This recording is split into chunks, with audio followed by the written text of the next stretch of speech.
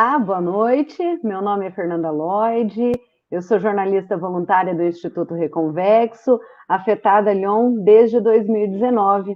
Hoje, mais uma vez, nós vamos para o nosso quadro de Lyon para Lyon, onde eu entrevisto pessoas afetadas por essa mutação genética. Antes da gente começar o nosso bate-papo, eu peço a todos que nos assistem que, se não forem inscritos ainda no canal do YouTube, se inscrevam, curtam, compartilhem o vídeo, pesquisem outros vídeos, outros materiais que estão disponíveis, que tem muita informação interessante sobre a Lyon e sobre tudo que cerca essa mutação genética. Tem também o site do Instituto Reconvexo, www.ireconvexo.com.br, que também tem muita informação importante, muita informação de qualidade, e também trata sobre os direitos das pessoas afetadas Lyon. E também tem o Instagram, @Instituto Reconvexo, que tem muita informação boa também, e a gente está precisando de pessoas para curtirem, para seguirem, para ajudarem a divulgar a nossa causa, e assim fortalecerem a nossa luta por diagnóstico, tratamento e pelos direitos das pessoas afetadas por essa mutação genética, né? Pela neuropatia ótica hereditária de Leber, a Lyon. Bom, sem mais, o nosso entrevistado de hoje é o Alexandre Brown, de Itaituba, no Pará. Ele foi afetado em 2015. Alexandre, boa noite. Boa noite, Fernanda Lloyd.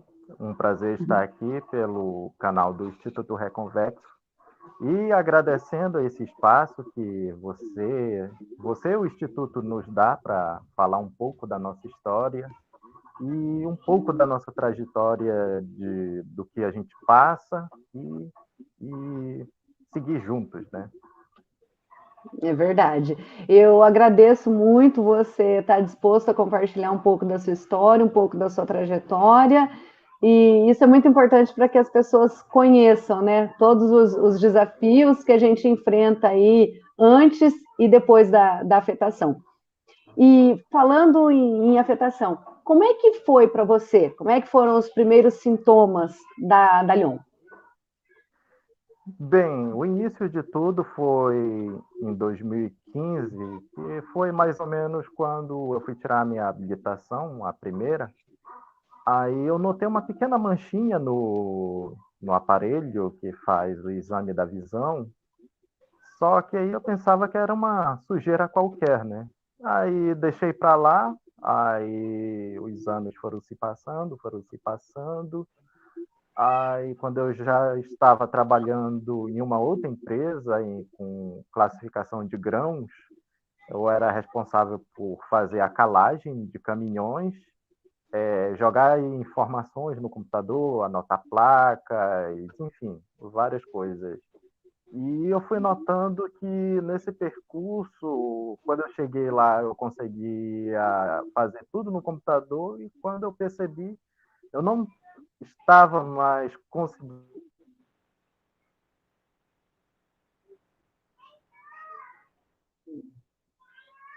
Teve uma interrupção aí na internet.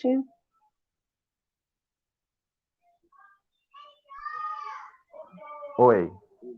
Oi, estamos te ouvindo. Faltou energia aqui. Tá meio escuro, mas a gente consegue te ouvir ainda.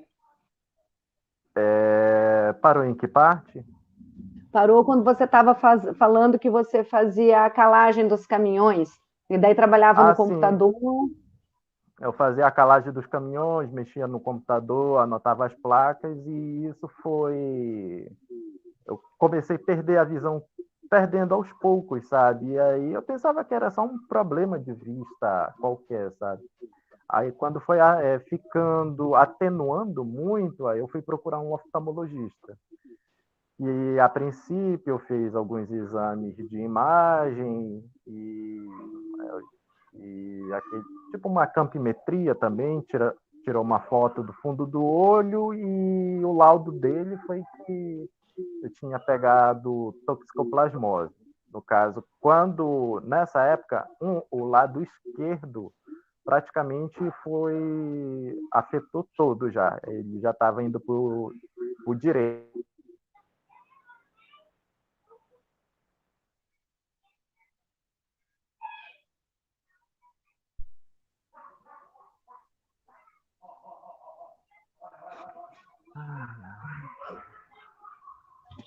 teve um Oi? corte aqui. Oi, pode falar.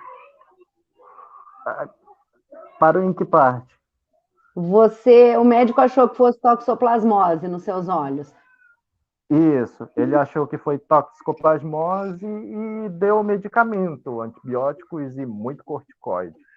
E depois disso, só foi agravando mais, foi agravando, aí eu fui procurar um outro médico, numa outra cidade aqui próximo de Itaituba, que é Santarém, fica mais ou menos uns 370 quilômetros. Aí lá passei por vários exames, por angiografia e alguns outros exames que ele passou na clínica. Aí o oftalmologista ele disse que não conseguia fechar o laudo e ele aconselhou procurar um neurooftalmo ou um neurologista.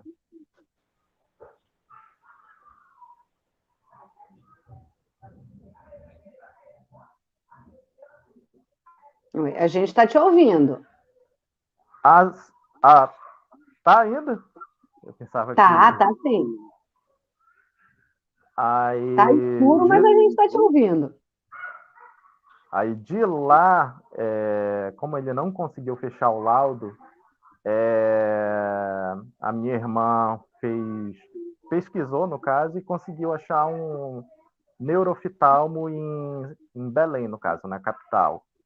Aí na capital, quando foi fazer uma ressonância magnética, e lá ele constatou que era uma neuropatia. Só que nisso ele não especificou que tipo de neuropatia era, no caso. Aí minha irmã pesquisou de novo, aí achou um especialista em São Paulo, que foi na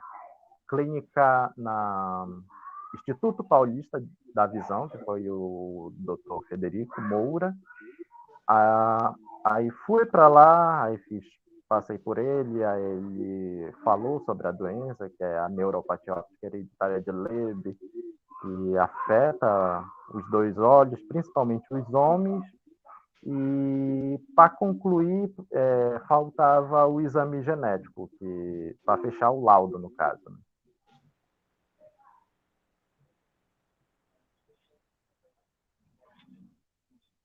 Sim.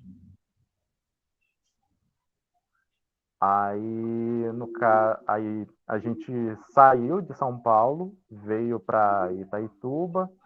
Aí minha irmã conseguiu fazer o exame aqui por Itaituba por um preço muito mais baixo, que fazia só a coleta de sangue aqui, mandava para Minas, e depois de Minas o sangue era enviado para os Estados Unidos.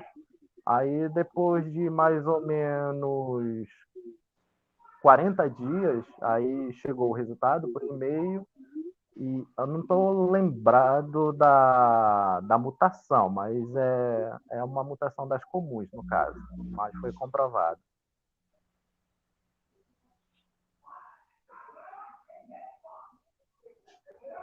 Oi? Eu não estou lembrado da mutação, mas ela foi comprovada e laudada pelo exame. Uhum. Aí, aí, só que antes disso, eu já tinha feito a importação da IDB-nona, aí comecei a tomar e aí o médico aconselhou fazer o exame de 6 em 6 meses do fígado para saber como o fígado estava se portando com isso. O que aqui está chovendo hoje. Mas a gente está te ouvindo. Você Tá? pode. Tá ouvindo bem. Espera aí. Alexa, ligar a LED 1. Pronto. Aí, depois disso, veio aquela desilusão, né? Que o médico falou que nos melhores dos casos poderia estabilizar ou melhorar um pouco, né? Mas só que depois do depois com o tempo não vim apresentando melhora, aí a gente cria aquela expectativa que, pô, a gente já conseguiu importar a vitamina, o mais difícil, eu consegui me consultar com um especialista, já fui laudado, agora é só esperar a vitamina reagir, aí não, geralmente não é aquilo que a gente espera, né? Aí, com o tempo, o fígado ele começou a apresentar reação, e o médico mandou suspender, porque senão poderia perder o fígado por estar muito afetado, e começou a dar hepatite medicamentosa. Por quanto tempo você tomou, Alexandre? Mais ou menos um ano, 900 gramas. E você notou melhora? Não. Não? Tá. Tá. Aí começou a dar hepatite medicamentosa e você teve que parar. Sim, ele falou que o meu fígado não ia suportar e que eu deveria suspender o tratamento. Entendi. E desde então você não faz mais nenhum tipo de tratamento, Alexandre? Não, agora o principal agora que eu tentei focar agora foi a aceitação, né? Aceitação e adaptação. Só que antes dessas duas principais coisas que aconteceram, vem a parte psicológica que me afetou muito, deu uma depressão profunda que eu.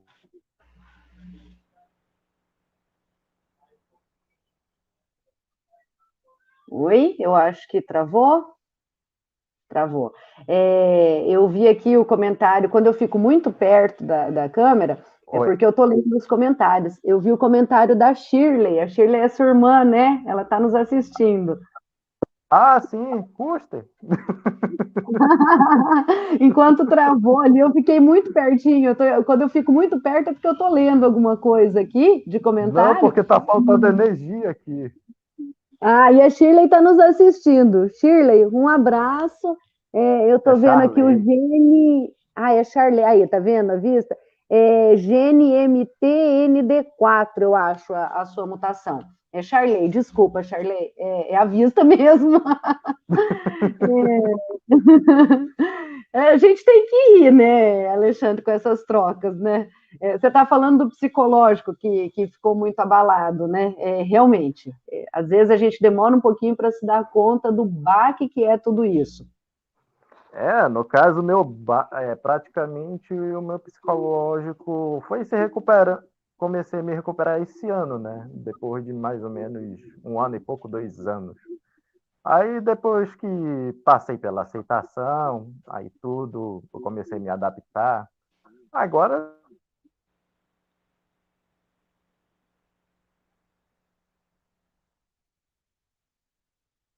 Itaituba, tranquilo.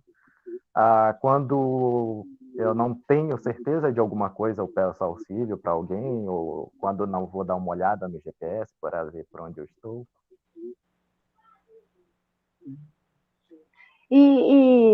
Cortou um pouquinho, né, o seu áudio. Você estava falando da aceitação.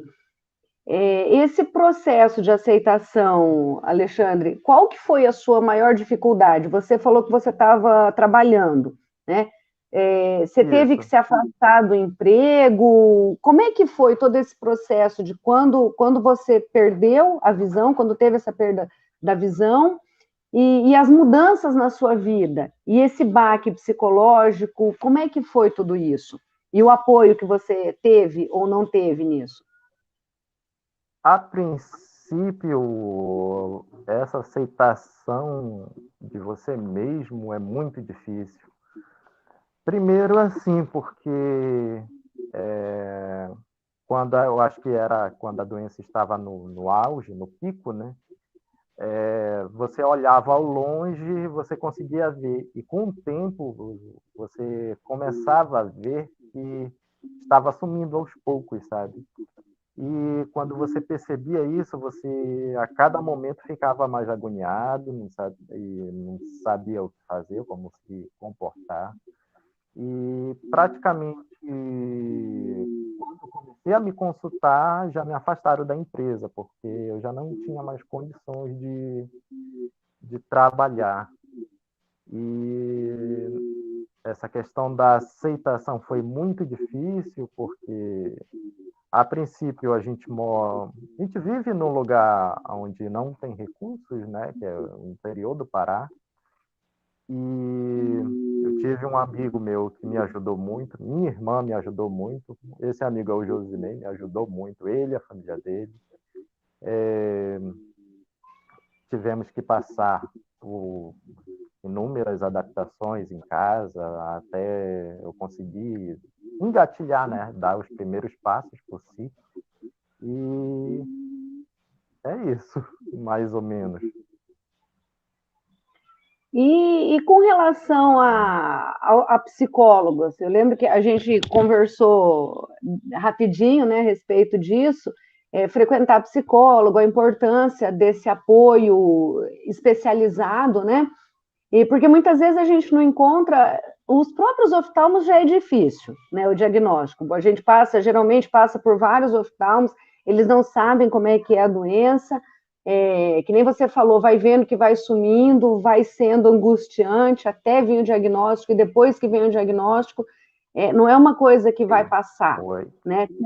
Pode repetir de novo que faltou energia de novo. Tá. A gente já conversou rapidamente sobre a questão dos psicólogos, né? Desse apoio psicológico que é tão importante. Você está ouvindo? Sim, agora está pela rede móvel. Tá. Esse apoio aí dos psicólogos, esse apoio psicológico que é tão importante, né? Porque, que nem você falou, vai sumindo, os médicos geralmente não sabem muito bem o que é, a gente tem que passar por vários oftalmos.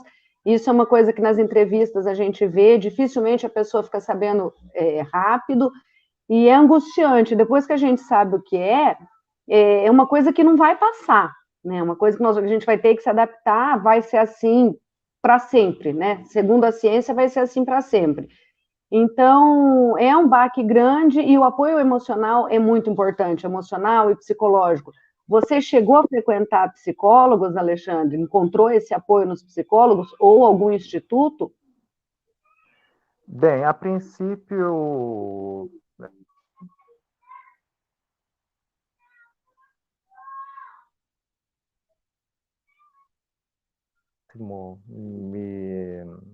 me encaminhou para o psicólogo, mas é aquela coisa, quando parece o profissional não está preparado para te receber e nem te aconselhar, sabe? E por mais que ele tente, ele não consegue passar o que ele quer para você. Você não se conecta com a pessoa, sabe? Geralmente, que nem eu senti muito acolhido quando eu encontrei o grupo, e até então eu pensava que só era eu, né? Só que depois que eu vi ali que eram mais ou menos mais de 70 pessoas no mesmo grupo, e inúmeras pessoas passando pela mesma coisa, só que de formas diferentes, aí eu comecei a enxergar o mundo de uma forma diferente. E uma outra pessoa que me ajudou bastante também nesse sentido foi quando eu fui me consultar com um psiquiatra, que ele, ele me ilustrou as histórias de alguns pacientes dele que ele tinha, e eram pessoas que tinham degenerações cerebrais e praticamente elas tinham sanidade até os 30 anos, e quando chegava aos 40, praticamente as pessoas já iam. Aí, dessa forma, ele me mostrou que você está com esse seu problema, mas só que existem pessoas que estão por aí, que estão num estágio muito pior e estão aproveitando a vida da maneira que tem e com o tempo que tem. Então, apesar de tudo, eu perdi a visão, mas a minha saúde é muito boa, não tenho nenhum problema físico, então, a partir disso, eu fui tentando me reerguer. E como é que foi esse processo, depois essa vida pós-Lyon, né? Você acabou se afastando do seu antigo trabalho, e como é que foi essa adaptação, esses passos sozinho? É, estudo, trabalho, vida social? Bem, no contexto vida social, praticamente as pessoas que eu conheciam se afastaram, poucas ficaram. No quesito estudo, eu estava mais ou menos no sexto período de educação física, quase no final.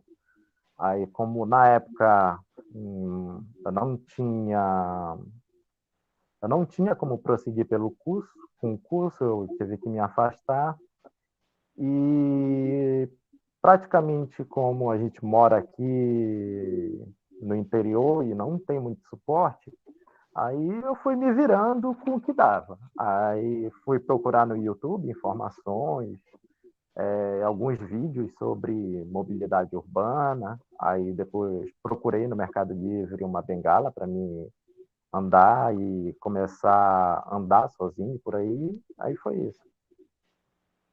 Entendi. Você estuda bastante, né? Pelo que a gente já conversou, você estuda bastante, é autodidata. Você Tô encontra. curioso. Você falou de cursos, né? Na internet que você procura e tal.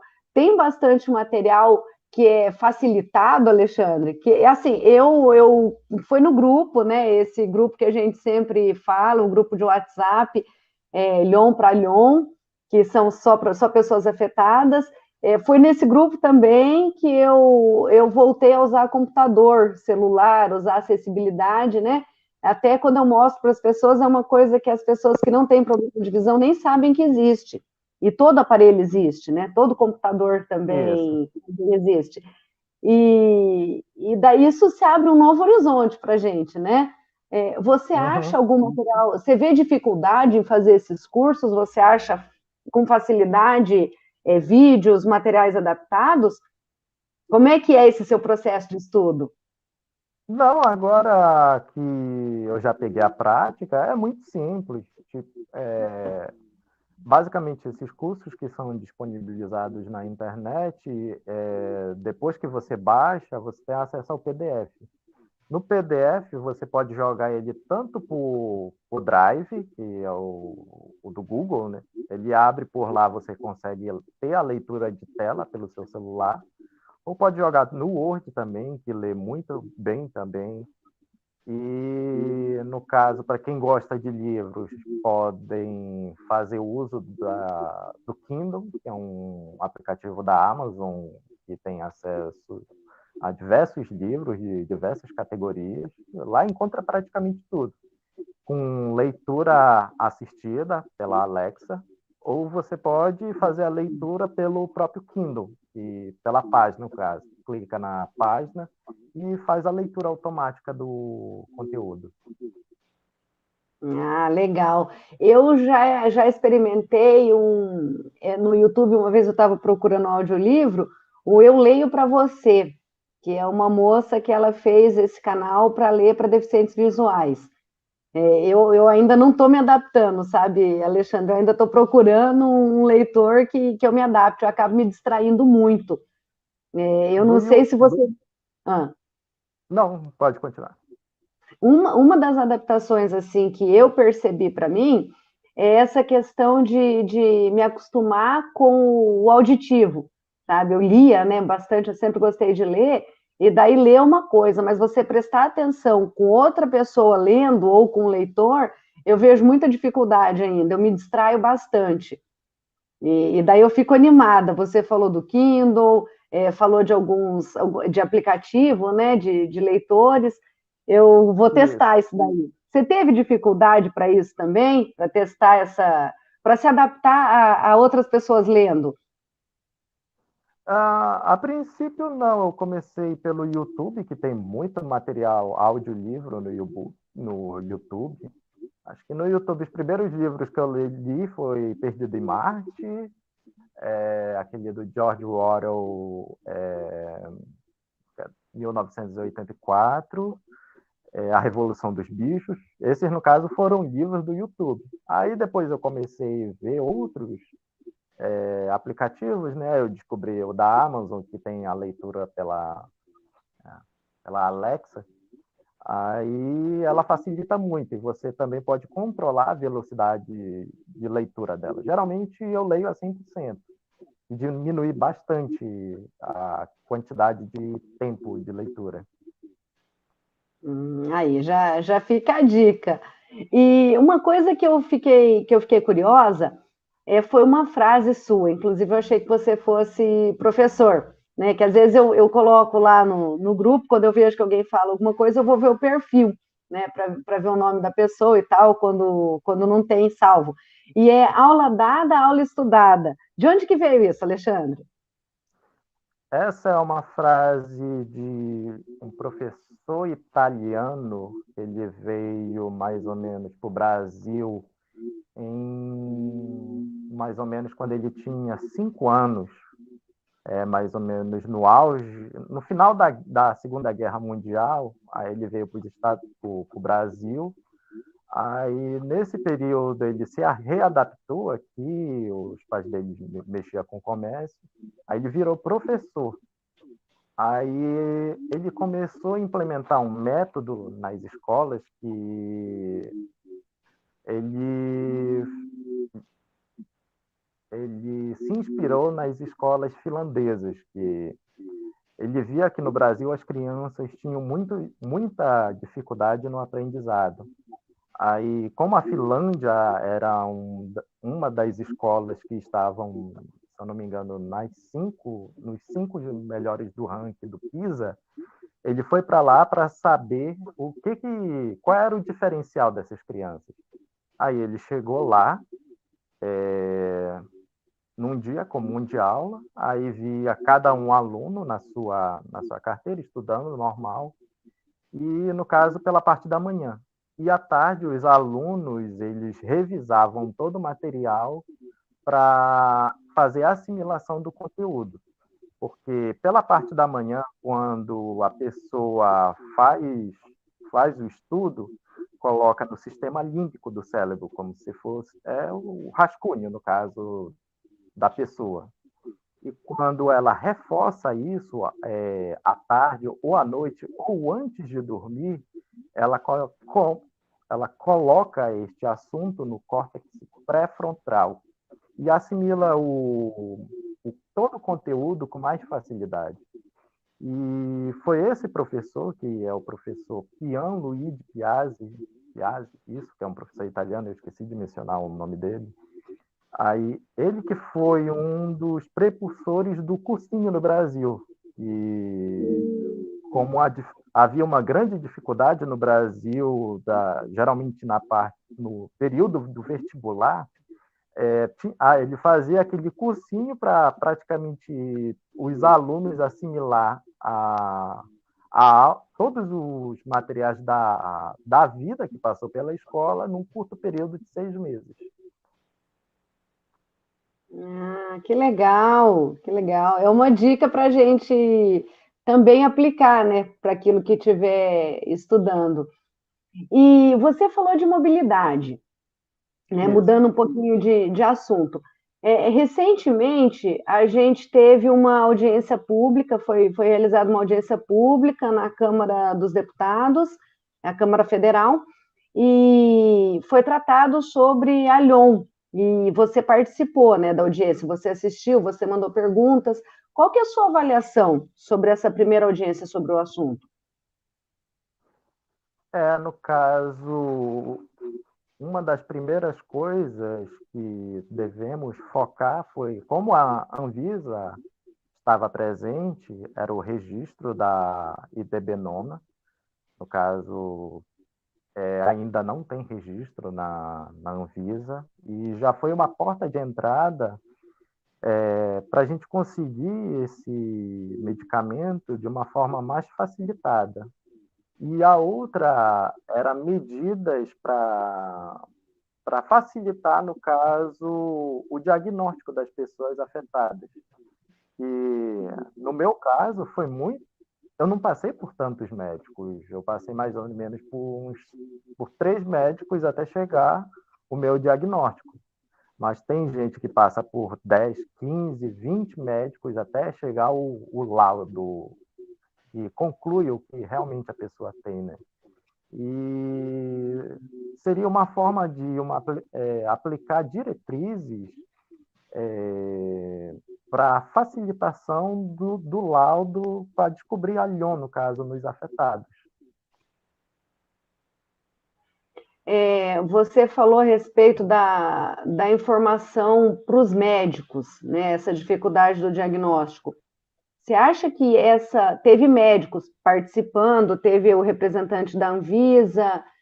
Eu acredito que talvez seja um grande passo para disseminar informações a respeito da Lyon, né? Essa, inclusive, é uma das bandeiras do Instituto Reconvexo, também das pessoas. A gente vê várias pessoas afetadas que lutam para isso.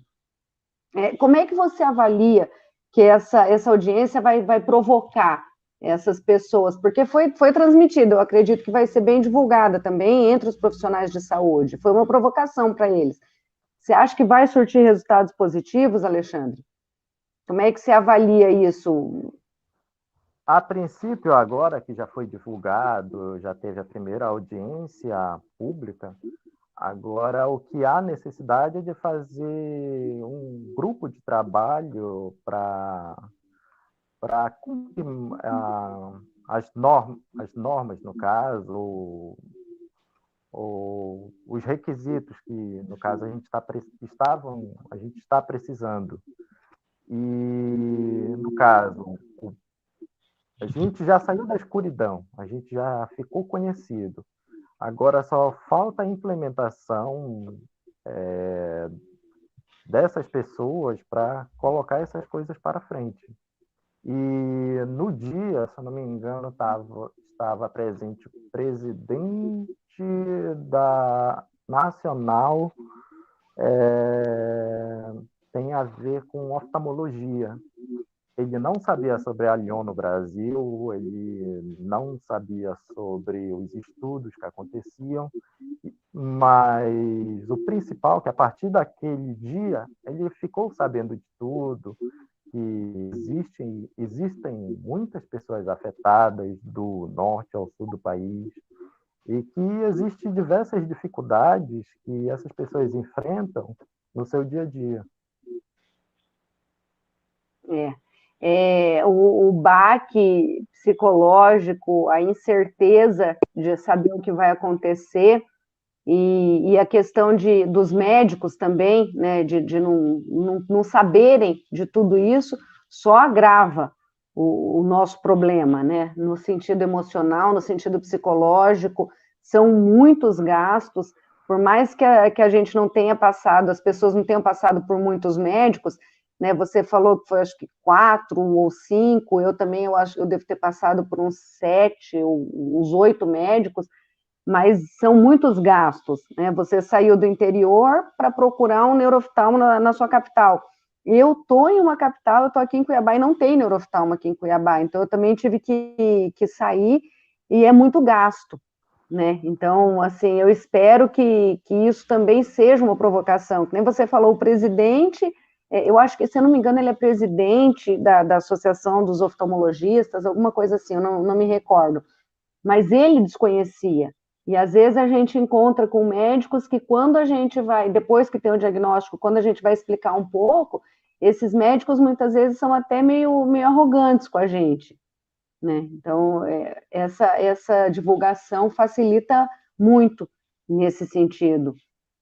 E falando de divulgação, de baque psicológico da nossa vida, a respeito de políticas públicas, Alexandre, o que você acha que ajudaria para nós nesse sentido? Porque a gente não vê muita política pública para quem tem baixa visão.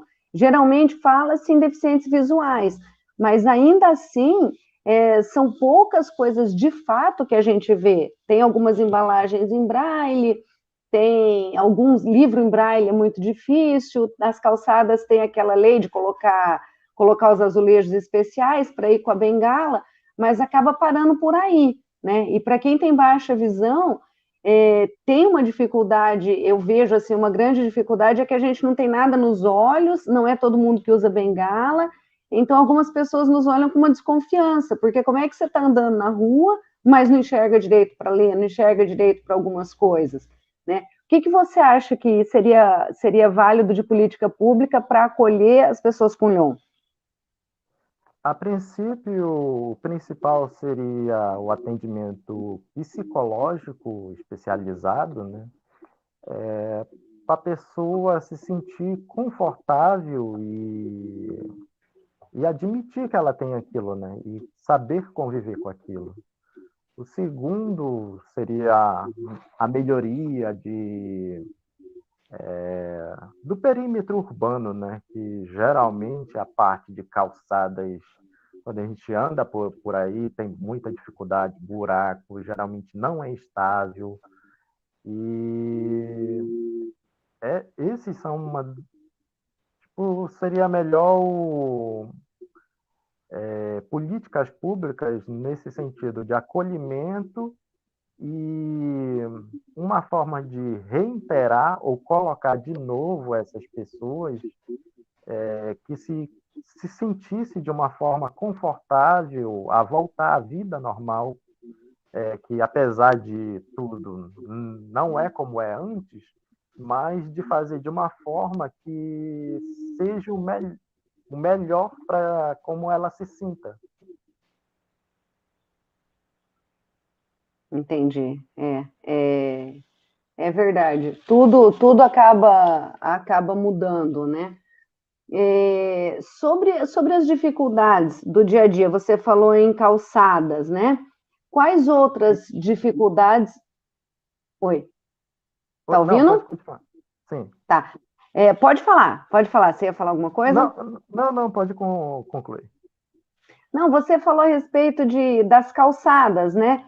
E das dificuldades do dia a dia. Quais outras dificuldades você vê e você teve que se adaptar e como foi para você se adaptar? Você falou que você passou por um grande período, né, de depressão e depois foi fazendo algumas mudanças, né? O que foi mais difícil?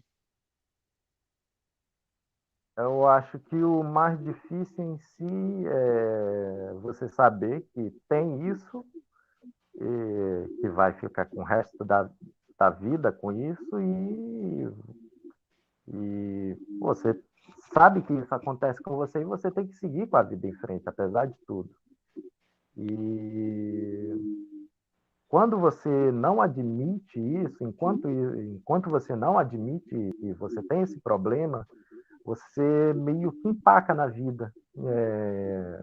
Como você não cria perspectivas futuras, você fica ali em osmose, sem fazer nada. Aí, só depois que, quando cai isso em você, você percebe que tem um mundo aí afora. Apesar de tudo, tem como você andar, caminhar e diversas coisas. Tem como fazer com ajuda e outras como fazer sozinho, enfim. Que nem um outro dia, graças a um membro do nosso grupo, o seu Agileno, eu não sabia para que era tipo um buraquinho de fone de ouvido no caixa eletrônico.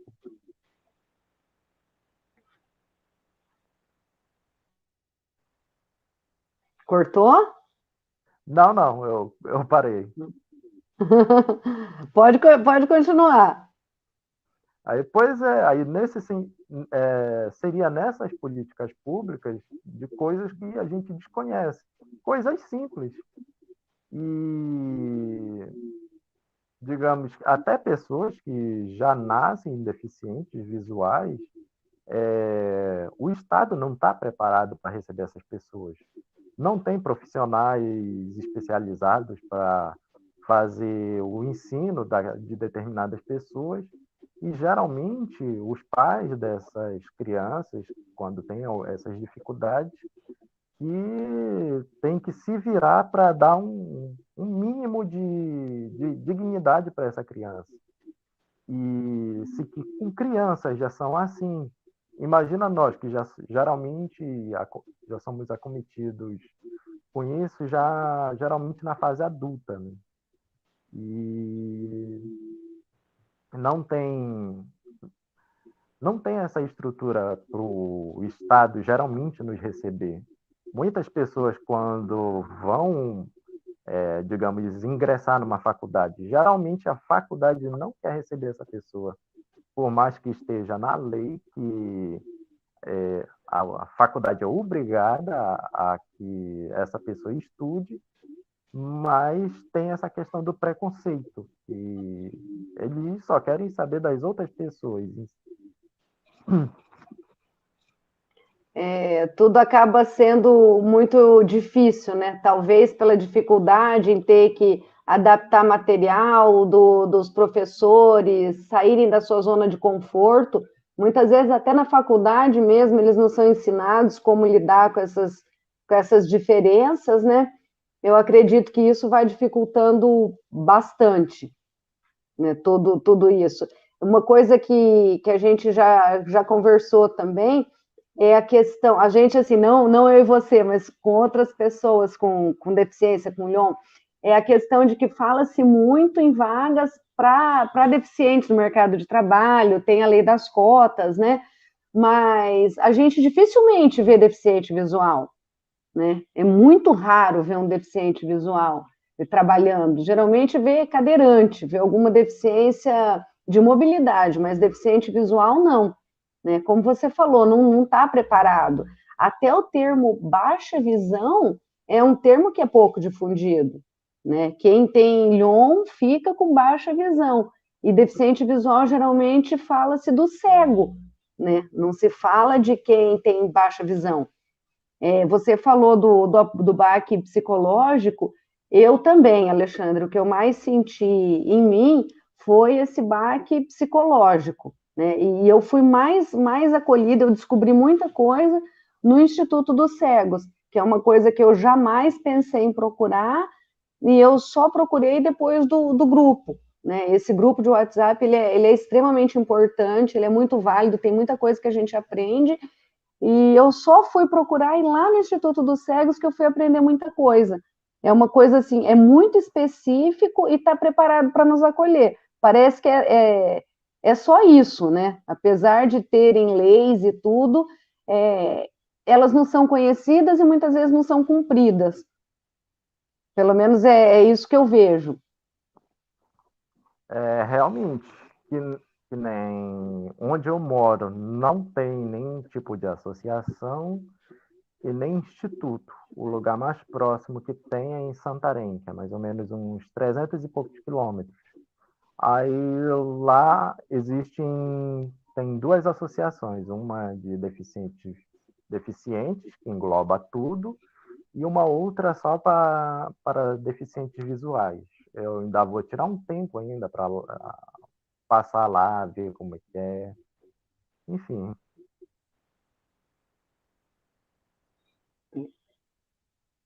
Tá ouvindo? Oi, Caiu? tô. Oi. É, e na internet, quando você pesquisou a respeito de mobilidade, tem bastante coisa, Alexandre? Eu nunca fiz essa pesquisa, né? Para quem está nos assistindo, vale a pena procurar, tem bastante material interessante, inclusive sobre o uso da bengala. Você falou que comprou a bengala, né? Eu sei que Sim. existem, não é só pegar e sair usando, eu achava isso também, depois no próprio grupo eu fui aprender que não é. Tem material interessante, vale a pena pesquisar? Eu achei alguns vídeos sobre mobilidade da Prefeitura de São Paulo. Mais ou menos, pouco material, mas só que eles ensinam bem. Explica como andar na rua, como fazer o uso da bengala, enfim.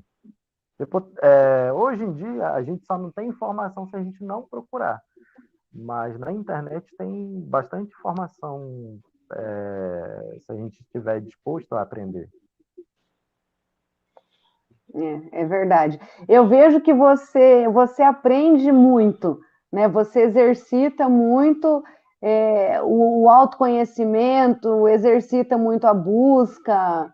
Isso é muito interessante. Você era assim também antes da Lyon ou você ficou assim pela necessidade? Não, eu fiquei assim pela necessidade que foi uma ex-namorada minha que ela falou que conversou com o médico que eu tinha que exercitar, no caso, tudo.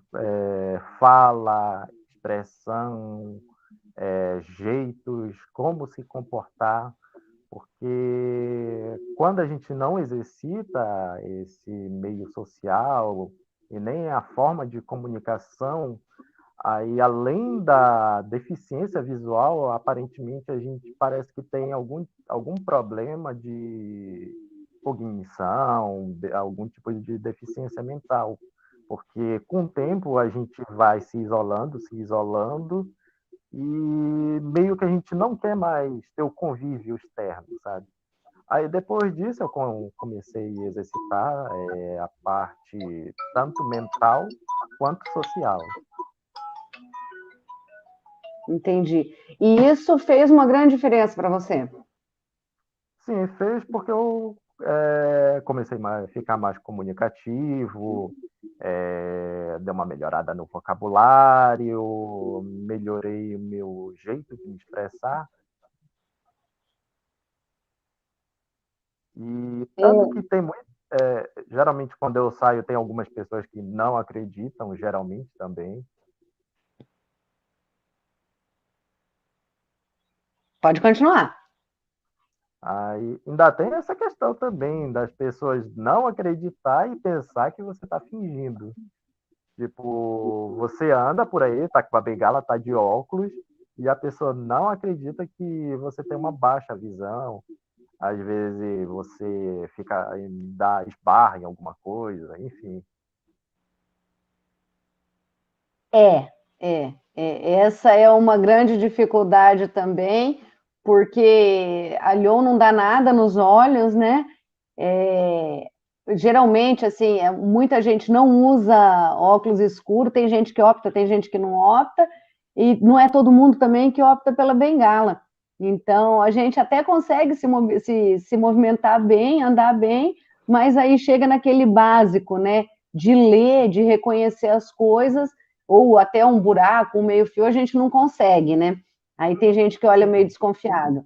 Eu já levei várias broncas, Alexandre, bronca assim, teve uma vez um homem que foi, o cara foi meio estúpido, sabe? Ele falou, você não devia estar andando por aí sem óculos, né? Aí até você explicar e tal, que não é óculos. Ah, fora os médicos que a gente encontra por aí, né?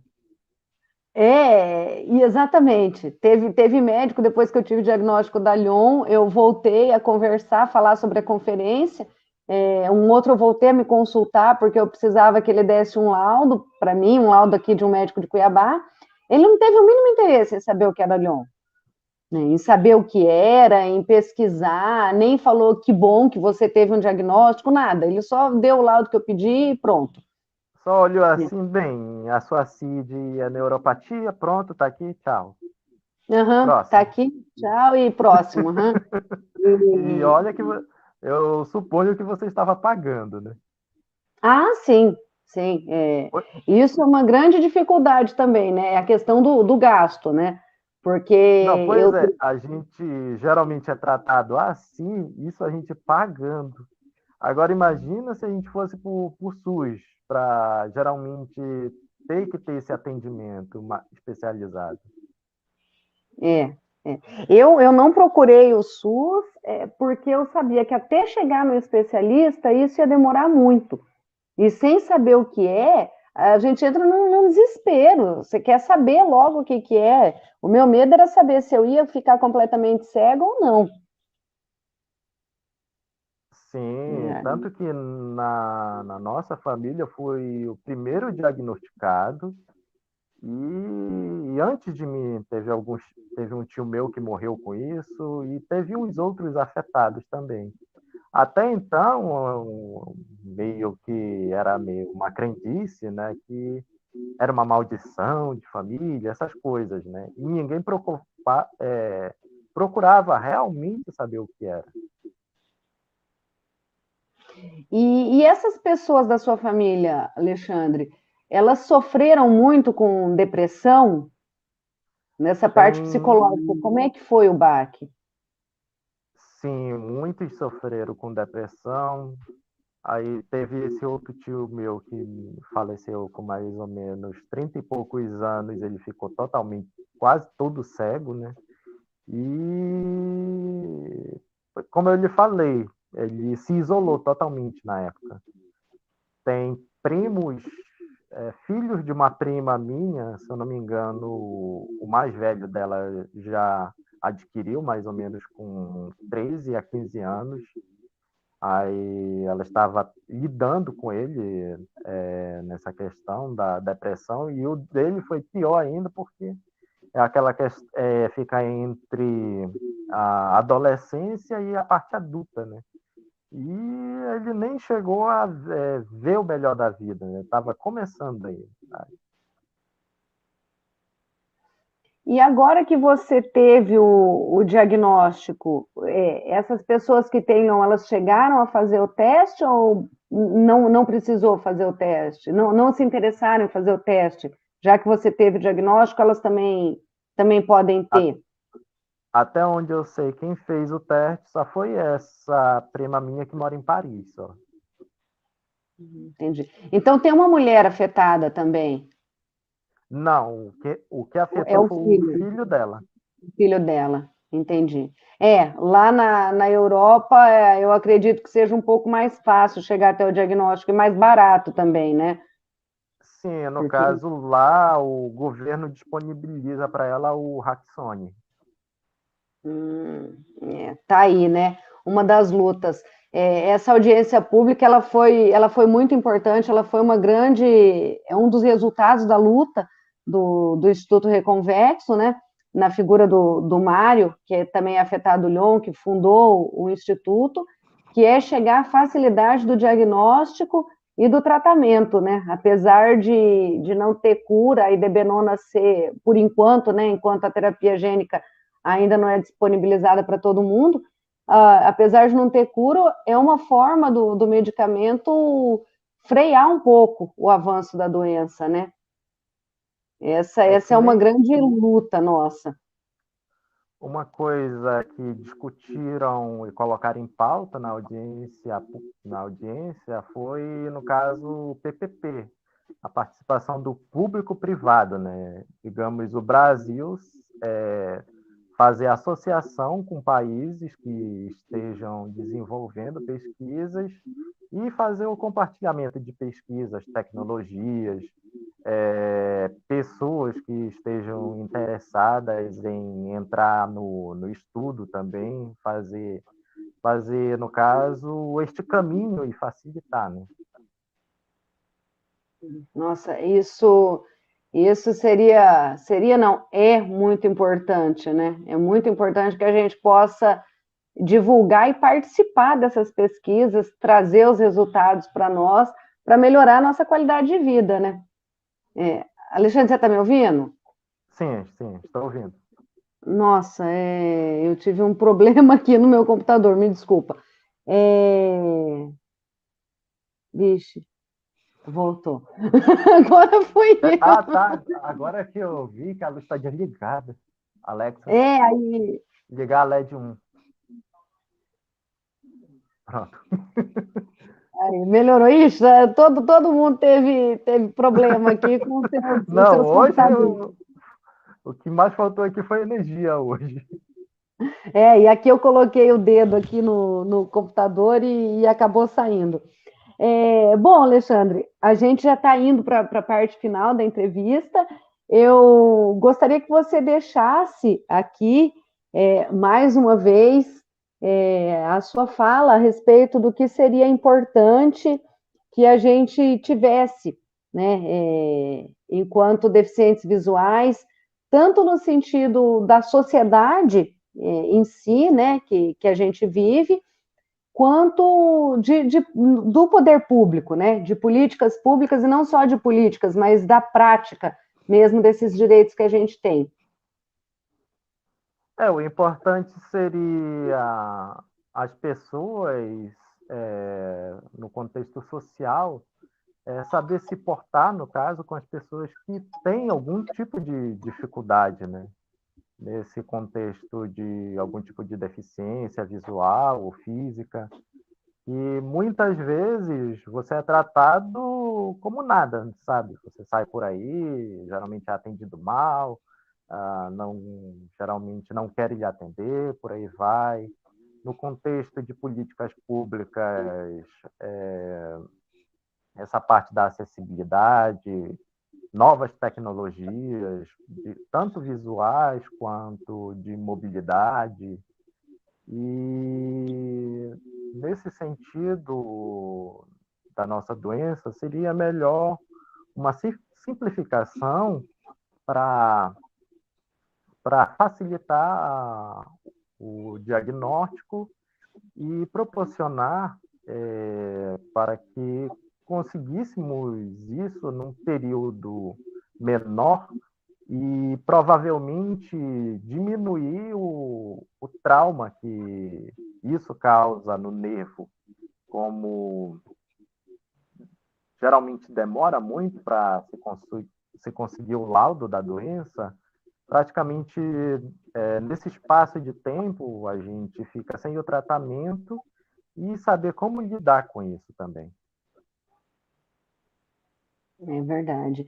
Bom, Alexandre, eu agradeço a sua participação. Foi muito bom a gente conversar, a gente falar sobre essas políticas públicas, sobre as necessidades que a gente tem, né? Nada melhor do que uma pessoa que vive o dia a dia para saber o que precisa, né? O que a gente precisa. E você frisou bastante a questão do emocional, do psicológico, né? Eu também acho, assim, de extrema importância, tanto por parte dos profissionais, né? É uma coisa que eu espero que haja mais capacitação para lidar com isso, quanto da própria família, né? Dos próprios amigos, das pessoas que convivem com a gente, muitas vezes não só amigos, não só familiares, mas às vezes vizinhos. É muito importante esse amparo, né? Muitas vezes as pessoas não entendem, então que os familiares aí, que as pessoas que estão nos assistindo, os amigos, elas saibam que esse amparo é muito importante para a gente, né? Esse acolhimento. Isso quando geralmente os supostos amigos somem, né? Os supostos amigos somem, ou às vezes em reunião de família, tá ali, ó, né? Não, onde é que tá tua coisa? Ah, tá ali, ó, né? Sim, já passei por isso também. Foi para Tá pegar ali, um ó. pouco.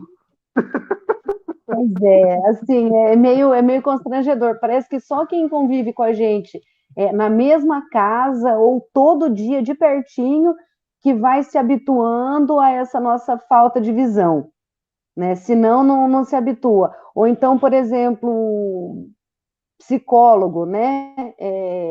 Que às vezes fica sempre naquela coisa, mas um óculos não adianta. Não, mas você tem que superar isso. Isso é questão de adaptação e tal. Eu ouvi muito a questão do óculos, mas um óculos não adianta, mas um óculos não adianta. Mesmo repetindo que um óculos não São adianta, as receitas prontas. não entra. Então, assim, esse acolhimento principalmente de igual para igual, é muito importante, né? Eu tinha um certo preconceito, assim, de chegar no Instituto de Cegos, eu achava que não precisasse, porque eu não estava cega, né? E daí no grupo, tantas pessoas falaram que eram úteis, eu cheguei lá, eu tive tanta dica útil, e a diretora que me atendeu lá, por estar convivendo com deficientes visuais,